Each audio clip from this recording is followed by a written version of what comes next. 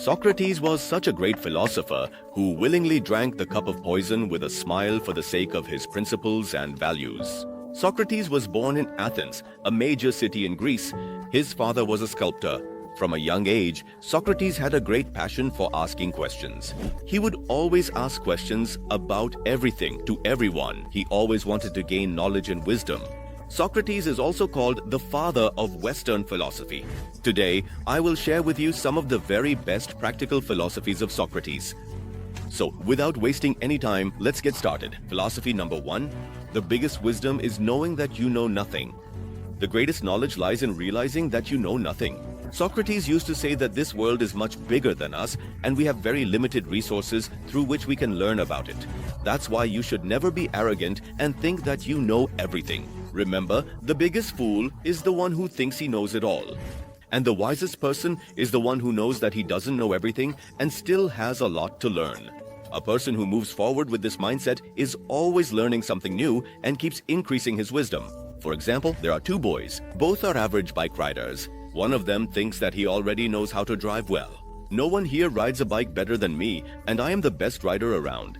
Whereas the second boy is also an average bike rider, just like the first one. But his attitude is different. He thinks that he can ride a bike decently, but he can still do better. He still doesn't know how to ride a bike on all kinds of roads and in every situation. So, because of this learning mindset, the second boy will become a pro bike rider in no time, while the first boy will remain average. What's the difference? The only difference is that the first boy thinks he already knows every skill of bike riding. He believes he knows everything, whereas the second boy thinks he doesn't know it all yet and that he can still learn. That's why Socrates says that if you think you know everything, one day you'll get into trouble and won't be able to learn anything new. Whereas if you understand that you don't know anything, your chances of learning will double. Principle 2. No man has the right to be an amateur in the matter of physical training. It is a shame for a man to grow old without seeing the beauty and strength of which his body is capable. Anyone who does any kind of physical training must have heard this quote from Socrates. Here, Socrates is emphasizing the importance of physical training. He talks about the importance of having a strong body. He says that this body is capable of achieving so much. It is very powerful, but you have to maintain it. You have to train it. A man who grows old without ever witnessing what his body is capable of should be ashamed of himself.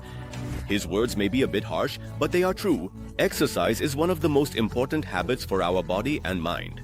There are so many benefits of exercise that they can't all be explained in a single video. Exercise helps reduce the extra fat in our body. Exercising causes our body to release testosterone and HGH, human growth hormones, which increase our body's strength, muscle mass, and even height. Exercise helps keep blood pressure under control and maintains good heart health.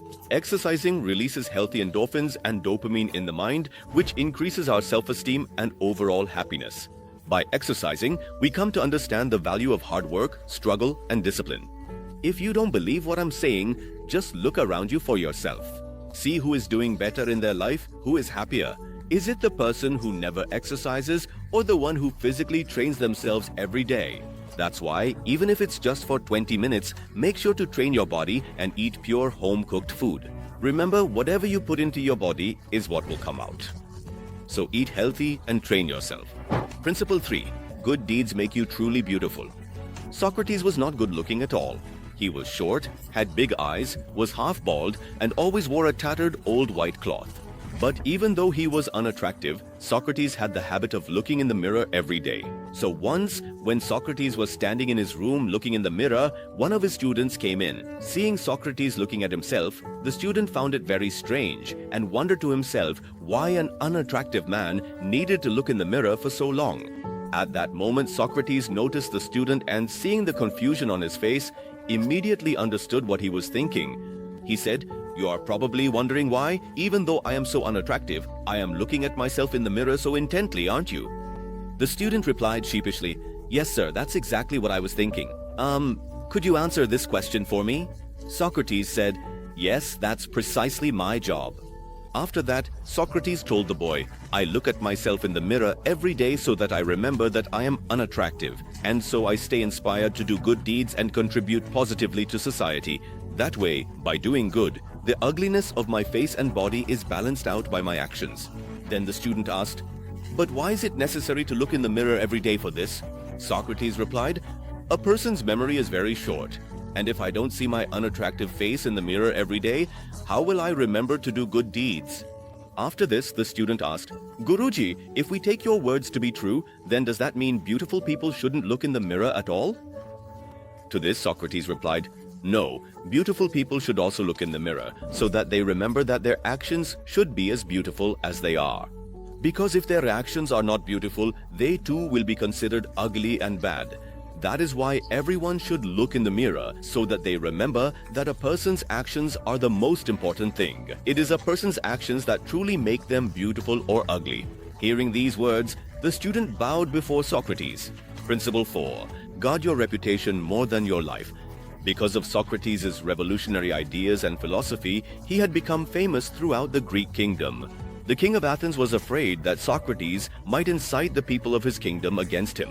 It wasn't just the king of Athens. Many politicians and fake philosophers were also envious of Socrates. Socrates didn't have just one enemy. The way he would silence even the most learned people in debates by relentlessly questioning them, it was inevitable that he would make thousands of enemies. These very enemies banded together and accused Socrates of corrupting the youth of Athens and not believing in the gods of Athens. When Socrates was summoned for trial in the Athenian court, there were 500 judges present who had to decide what would be done with Socrates. Socrates was given a chance to present his defense. But even then, he did exactly what he always did. He asked the right questions. He rejected the flawed system and told the judges that he did not believe he had done anything wrong. "I just teach young people to think in the right way." After Socrates said this, all the judges became even angrier. And then they announced in the packed court that Socrates now had two options. First, he could apologize for what he had done and leave Greece forever, or else he would be given a death sentence. That is, the death penalty. Socrates would have to drink the most poisonous cup of poison in Greece. So Socrates was put in an Athenian jail, and the very next day he was to drink the poison. So Socrates' students like Plato and Aristotle wanted to save their teacher. So both of them gained the jailer's trust and made all the arrangements to help Socrates escape from prison. So after making all the arrangements, when they reached Socrates in the jail, they told him that they had made all the preparations to help him escape from there. "If you agree, we can leave right now. The jailer is also with us." Socrates replied, "No, I will not run away, because if I escape from here to save my life, my ideas will die. The things I have said will be proven wrong, and if I do not escape, I will die. But my ideas will become immortal." And that's exactly what happened. Even today, Socrates' ideas and his legacy are alive. Today, people speak his name with complete respect and honor. Why? Because at that time, he valued his ideas and his reputation more than his own life. That's why we too should always give more importance to our principles, values, and reputation in life. Bhagat Singh and Chandrasekhar Azad did the same thing. They gave their lives for their principles, and that's why today we give them respect and honor. So live your life according to your own principles, not according to someone else's. Principle 4. Be kind, for everyone you meet is fighting a hard battle.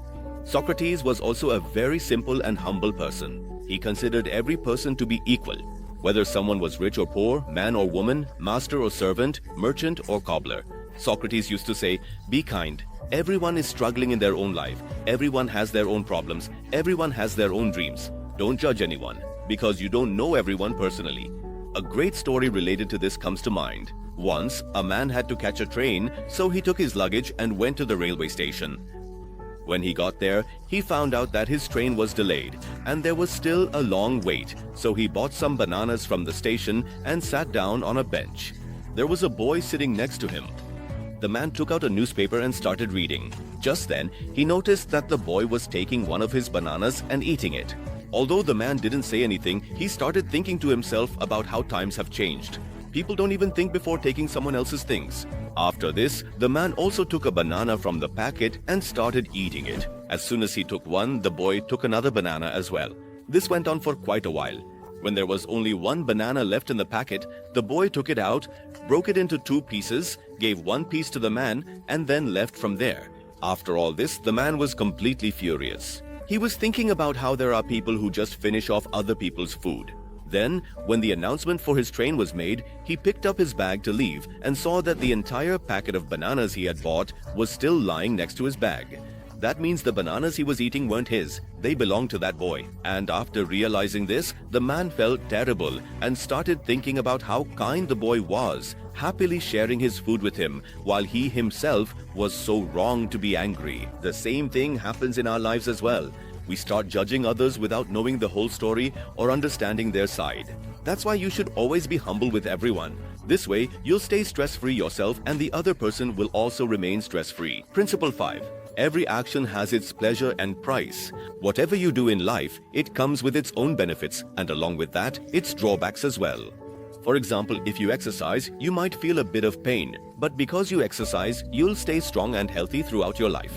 On the other hand, if you don't exercise, you might avoid that temporary pain, but in the long run, it will harm your health. In the same way, every action has its own pleasures and pains, and Socrates says that before taking any action, we should understand both its pleasures and pains. If the pain caused by that action is temporary and the pleasure you gain from it lasts a lifetime, then go ahead and do it. And if something gives you temporary pleasure but causes you long-term pain and suffering, then don't do it. Principle 6. I am not an Athenian, not a Greek, but a citizen of the world. Socrates used to say that we should not discriminate against people based on their color, caste, religion, or country. These borders are man-made. Otherwise, the whole world is one. That's why Socrates gave the right teachings to everyone, whether someone was Greek or from any other country. Just as it is said in the Vedas of our Hindu religion, Vasudhaiva Kutumbakam, which means the whole world is one family. Every person living here is one and the same, no matter which country, religion, or community they belong to. So stop dividing yourselves and try to move forward together. Principle 7. The best way to live with honor is to be what you pretend to be. Here Socrates talks about being genuine. Nowadays, most people are fake. They try to appear important through material things, while inside their lives are hollow. That's why Socrates says that if you want respect and honor, become the person you present yourself as or want to appear as, because you can't fake something for too long. You can't keep someone in the dark with lies for very long. If you show others that you are very confident and courageous, but when it's time to actually show courage, you run away, then people won't respect you. There have been many philosophers, but Socrates was someone who chose to drink poison and die for the sake of his values and principles. That's why we honor him today. In the same way, if you become and act as you present and describe yourself, you too will be considered an honorable person. These were Socrates' 7 revolutionary philosophies. If you like the video, please like, share, and subscribe. I keep making videos on great leaders, book summaries, and life lessons like this. See you in the next video. Thanks for watching.